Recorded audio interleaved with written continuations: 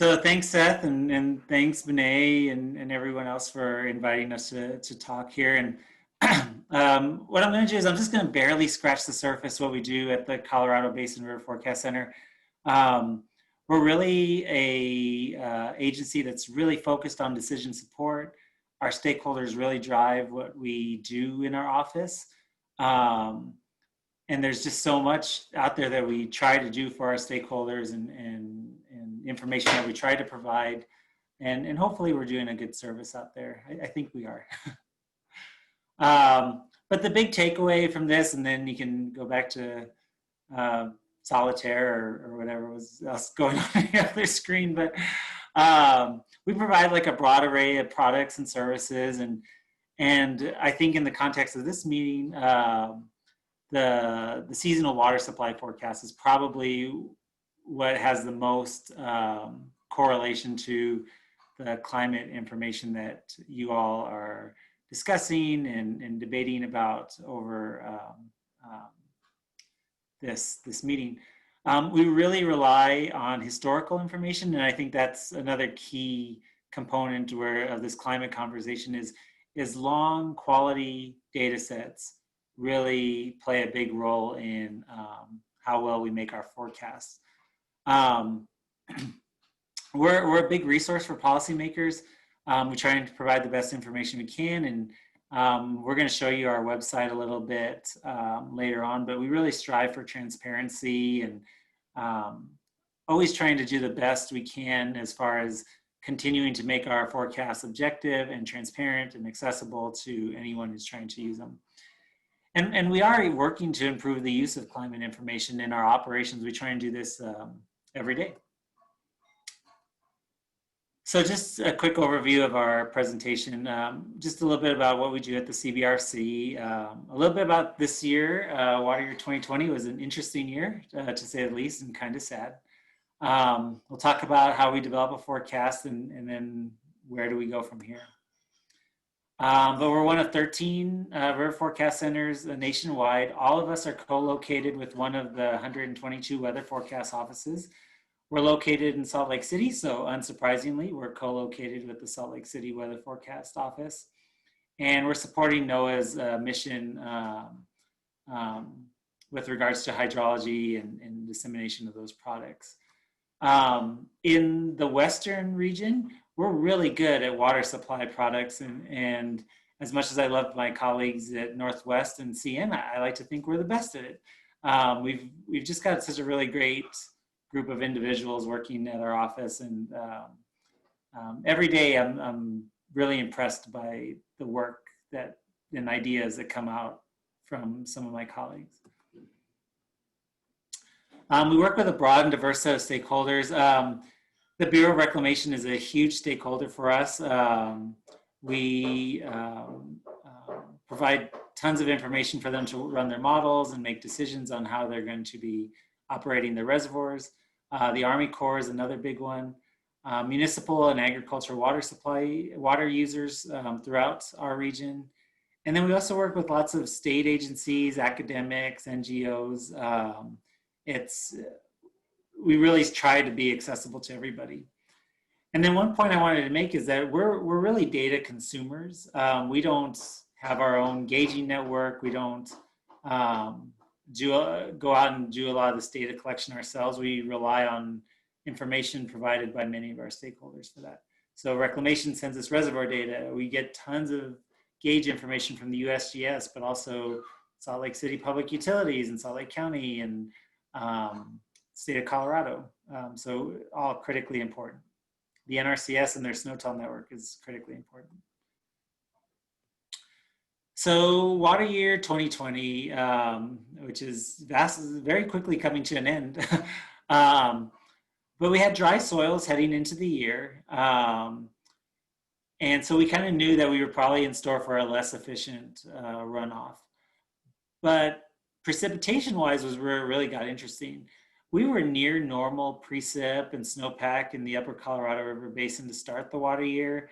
Had a good winter in the lower Colorado River Basin, and But after December, some very dry conditions persisted. Temperatures were above average during the runoff period.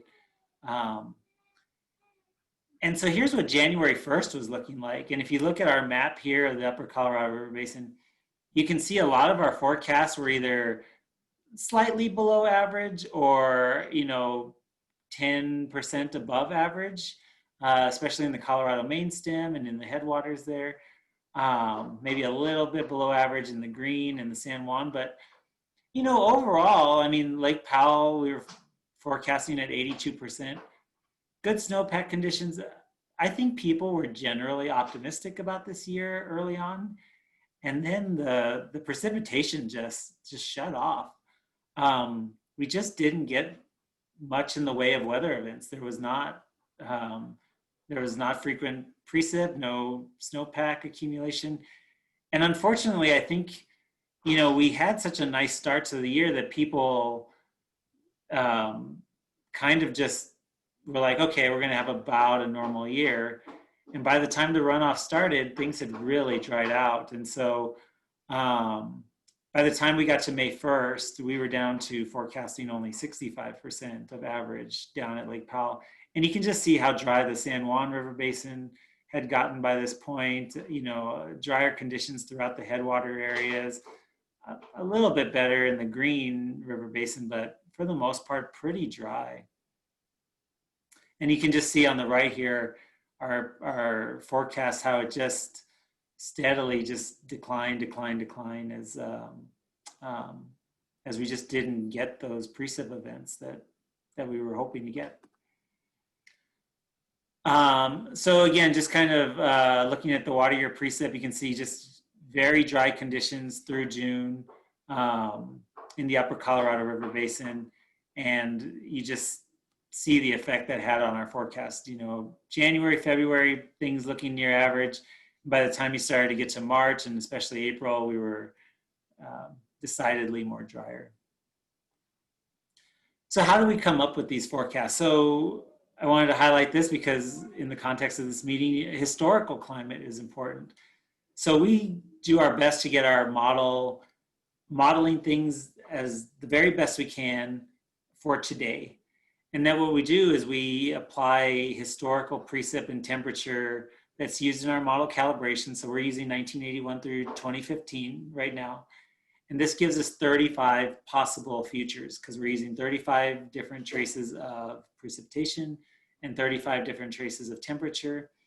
We don't do any fancy weighting or anything like that, though we do provide all these individual traces so that if a stakeholder wants to do their own weighting or wants to look at a specific year, they can do that. So again, we're not doing any kind of weighting.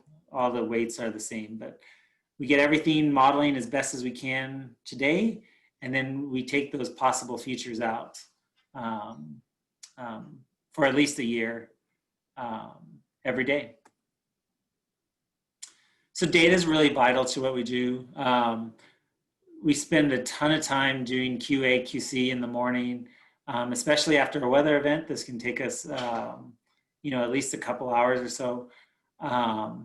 But I just wanted to stress that it's really important for us to have a quality climatological record. And the NRCS snowtel record is really critical. The USGS stations are really critical. And that's why we start our traces in 1981, because starting in 1981, that gives us our first 30-year period of when the snowtels were in. I think most of the snowtels started being installed about the late 70s. And by 1981, now we start to get a nice climatological record at these stations. Forecasts, we don't use a lot of climate information, I'd say. We're really dependent on weather forecast accuracy. And we're looking out 7 to 10 days is what we kind of feel comfortable with precip and temperature wise. And then folks like Reclamation and others, they provide us planned operations out of the reservoirs. That's also critical for getting our forecast accurate. Like I mentioned, we're all about providing decision support, and we're not policymakers, so we're not trying to go out there and change the rules or anything like that, but we do want to provide information and support for reservoir operations, we talk to the drought monitor folks. We talk to folks that are making decisions on environmental demands and endangered species, irrigation demands, and most recently, we're really kind of looking at fire impacts really critically. And of course, we're always willing to go out and do outreach and participate in work groups. And I think a silver lining of all this COVID stuff is that we've been able to engage with a lot of people remotely and talking to groups, and we're not spread so thin. We can attend a couple of these. I can be in Colorado and Utah in the same day. But to kind of stress how we utilize climate information in our office, which again, I feel is a little bit minimal right now, but we are waiting some of our traces in the lower Colorado River Basin during a strong El Nino or La Nina years. Right now, this is done really ad hoc. It's a bit subjective the way we do it right now. But Zach Finch in our office, who's a really great meteorologist, he's working to develop a more robust methodology so that we can apply that more objectively, more transparently. And we're also going to be looking to investigate other teleconnections if there's anything there. And then we're currently working with the Climate Prediction Center to utilize their seasonal forecast information, which you kind of see there in the bottom right corner. Currently, we don't really use that information other than it's just a qualitative, informational kind of thing. And the skill in this region is not as high as in other regions, just because of mountains, and the topography is just very difficult to get strong seasonal forecasts out here. Like I mentioned before, we're really focused in trying to help with forest fires, and I think it's been shown that with climate change, the frequency and intensity of fires is also increasing. Here's just a list of some of the significant fires that we've seen this year in Arizona. And there's a lot more than just these, but these are just the big ones. And we're starting to bring in this information into our model. Patrick Cormus and Cody Moser in our office have done a lot of work analyzing these and coming up with thresholds that we can utilize in our model. And then just to kind of speak a little bit more to our climate involvement, and we're an active member of the Colorado River Climate and Hydrology Work Group. And this is a work group that's led by our stakeholders and that we participate in. And there's already been some really good things that have come out of this. We recently released a year in review document that was spurred on by this group. And then we're in the process of finalizing a model sensitivity document that hopefully in the next couple of months we'll be releasing, and you're getting a sneak peek at one of the figures here on the right. But just kind of, looks at our model sensitivity to different parameters. And it's not a climate change study, it's just a model sensitivity study. But again, this was something that our stakeholders in this climate work group wanted to know more about. And I think it's going to be a really nice report when it's all said and done. And hopefully folks on this meeting will find it useful. And then we're soon going to be updating our model calibration with the next 30-year normals. So that's the 1991 through 2020 data set. And we'll be extending our ESP traces, so we won't be using 35 traces anymore. The current plan is to extend another 5 years, and we'll have 40 traces to look at. And hopefully that gives us a nice probability range,